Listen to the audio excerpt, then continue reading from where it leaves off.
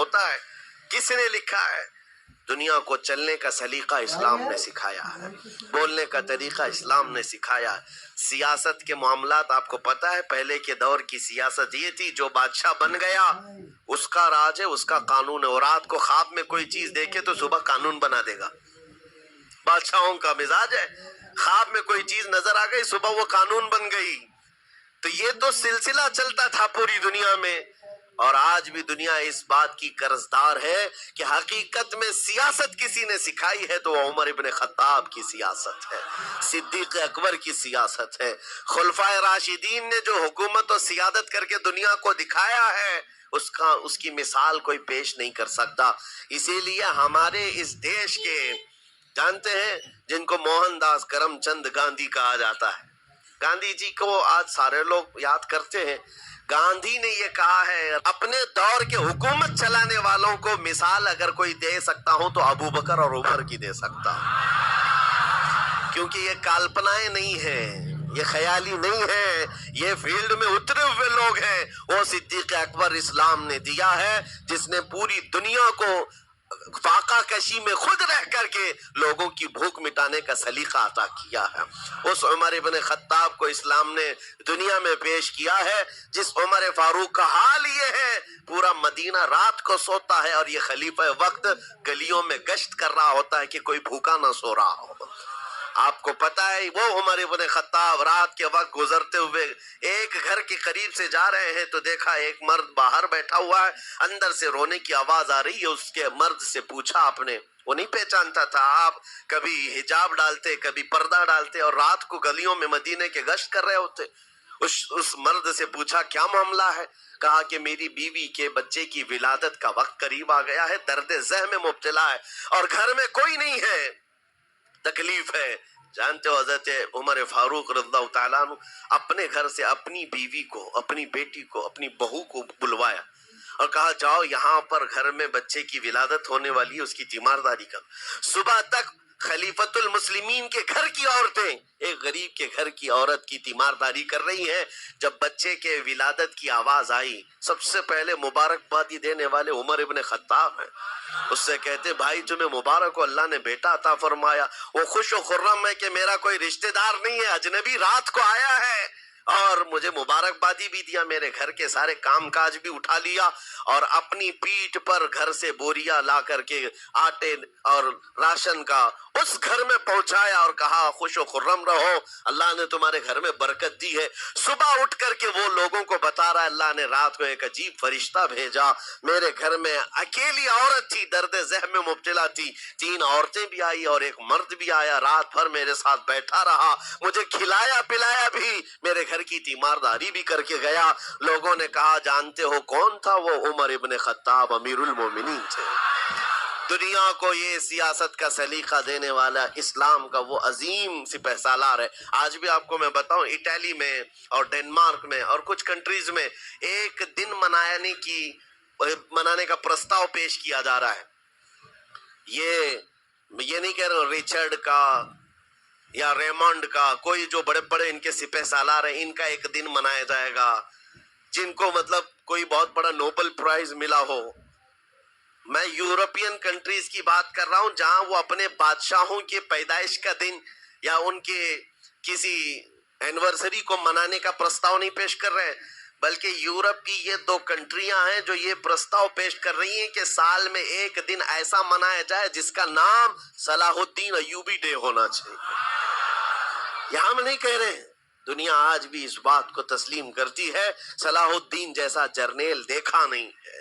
عزیزان گرامی وقار، یہ چند مثالیں میں آپ کے سامنے رکھا اور اس کے بعد پھر میں تمہیں جھنجھوڑ کر پوچھتا ہوں، اپنے دل پر ہاتھ رکھ کر کے بتاؤ اسلام سے اچھا کوئی راستہ ہے؟ قرآن یہی کہتا ہے وَمَن يَبْتَغِ غَيْرَ الْإِسْلَامِ دِينًا فَلَن يُقْبَلَ مِنْهُ، جو اسلام کے علاوہ دوسرا راستہ لے کر کے آئے گا قیامت کے دن اس کا کوئی قبول نہیں کیا جائے گا، نہیں قبول کیا جائے گا، بلکہ وہ سب سے بڑے گھاٹے میں ہوگا، آخرت کے دن خسارہ اٹھانے والوں میں ہوگا۔ آج تمہارے پاس وہ عقل سلیم اللہ تعالیٰ نے دیا، جس کو تھوڑی بہت شدھ بدھ ہونا، عقل کا استعمال کرتا ہو، وہ بھی اسلام کے متعلق سوچے گا کہ میرے دین میں اتنی اچھائیاں ہیں، آج تک رب تعالیٰ نے مجھے یہ پیشانی کسی کے سامنے جھکنے نہیں دیا۔ کہیں جھکاتے ہو؟ ارے کھانا کھاتے ہیں، کھانا تو روزانہ ضروری ہے، اور رزق کے معاملے میں تو لوگ ایسے، دنیا کہتی ہے پیٹ پوجا، ہم پیٹ پوجا نہیں کہتے۔ کھانے کے لیے بعض لوگ کہتے ہیں نا پہلے پیٹ پوجا ہو جائے، پوجا کا لفظ ہی ہم استعمال نہیں کرتے۔ کھانا برتن میں رکھا ہوا ہے، آپ کے گھر میں کھانا لا کر کے دیا جاتا ہے، تو کیا آپ سر جھکا کر چاٹ کے کھاتے ہیں یا لقمے اٹھا کر ہاتھ سے کھاتے ہیں؟ ہاتھ سے کھاتے ہیں۔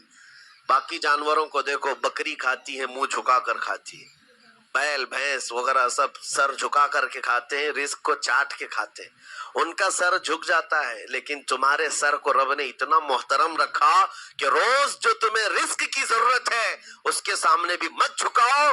سر جھکانا ہے تو رزق کے سامنے نہیں، رزاق کے سامنے جھکایا جائے۔ تمہاری پیشانی کو محترم رکھا گیا ہے کہ تم جھکو گے تو کس کے سامنے؟ صرف رزاق، جو ہمارا پالنہار حقیقی ہے۔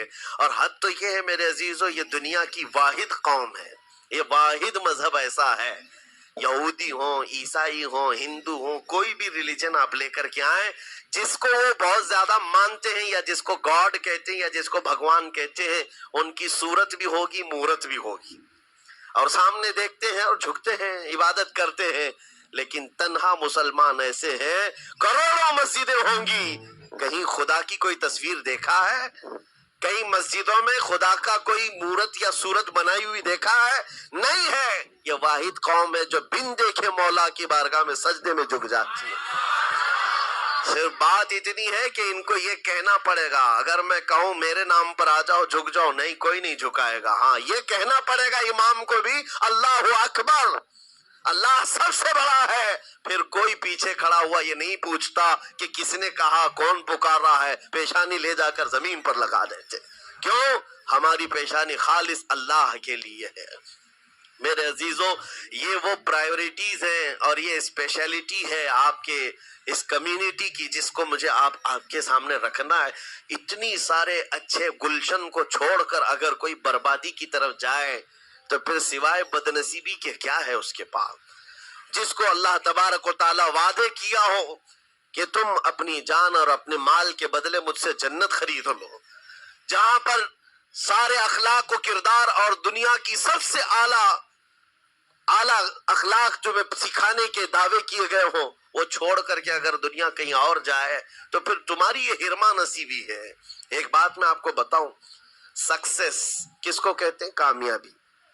اور ہر کوئی یہ کہتا ہے کہ مجھے سکسیس کی طرف سفر کرنا ہے۔ 10ویں پاس نوجوان کو بھی پوچھیں کہ کوئی بھی کورس کر رہا ہے، آگے جا رہا ہے، کیوں جا رہا ہے؟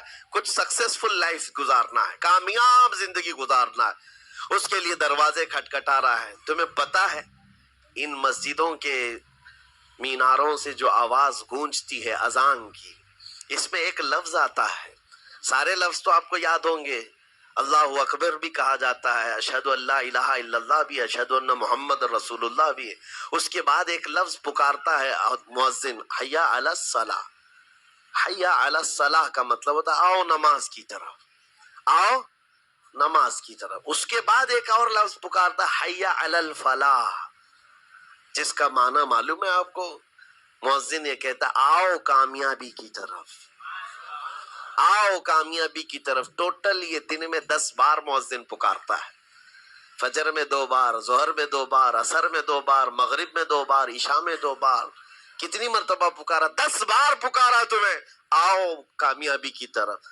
لیکن ایک بات یاد رکھو، یہ پکارنے والے مؤذن کی حالت مت دیکھو کہ یہ پکار رہا ہے، بلکہ یہ رحمان کی صدا ہے، یہ اللہ کی صدا ہے جو تمہیں بلا رہا ہے۔ یہ تو اپنی آواز اور اپنے الفاظ سے ترجمانی کر رہا ہے اور تمہیں اللہ کی صدا تمہارے تک منتقل کر رہا ہے، لیکن حقیقت میں بلانے والا کون ہے؟ اللہ ہے۔ مسجدوں میں بلانے